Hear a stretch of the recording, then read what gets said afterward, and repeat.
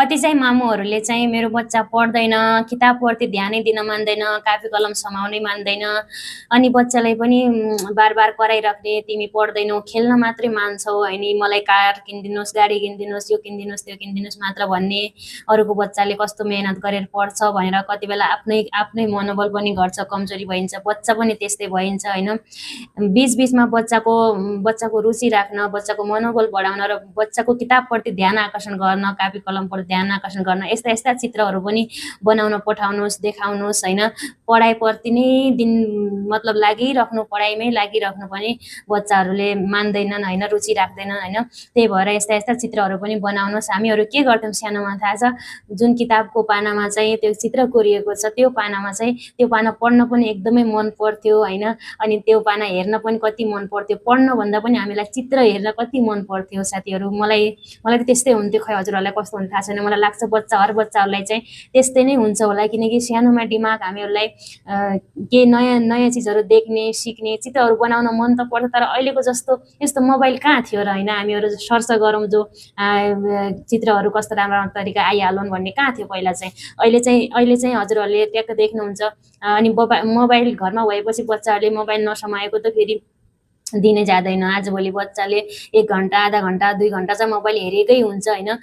त्यही भएर बच्चाहरूलाई चाहिँ बरु यस्ता भिडियोहरू देखाएर यस्ता चित्र बनाउन लगाउनुहोस्, किनकि बच्चाहरूको ध्यान पनि फेरि कापीमै जान्छ। किनकि यस्तै चित्र बनाउन कोर्न थाल्यो भनेपछि बच्चाहरू आज यस्तो बनाऊ, भोलि यस्तो बनाऊ। जस्तै हामीहरू भिडियो क्रिएट गर्छु भनेपछि हामीहरू आज यस्तो भिडियोलाई धेरैले रुचाए, मैले फेरि यस्तै भिडियो खोज्नुपर्छ, यस्तै भिडियोहरू मैले सेयर गर्नुपर्छ भन्ने हाम्रो ध्यान चाहिँ त्यस्तै भिडियोमा क्रिएट गर्न हजुरहरूमा पुगाउन नै हाम्रो काम भइरहेको हुन्छ। अनि बच्चाको पनि फेरि बच्चाहरू जब हामीहरूले राम्रो चित्र बनायो, राम्रो लेख्यो, पढ्यो भनेपछि जति बच्चाहरूको तारिफ हामीहरूले गर्छौँ नि है, उसले गल्ती गरे पनि बच्चाहरूको तारिफ गर्न जान्नुपर्छ। सबैभन्दा पहिला त बच्चाहरूलाई हानेर, कुटेर, पिटेर, गाली गरेर चाहिँ बच्चाहरूलाई सुधार्न सकिन्न। बच्चाहरूको तारिफ गर्न सिक्नु सबैभन्दा पहिला बच्चाहरूलाई सुधार्नलाई।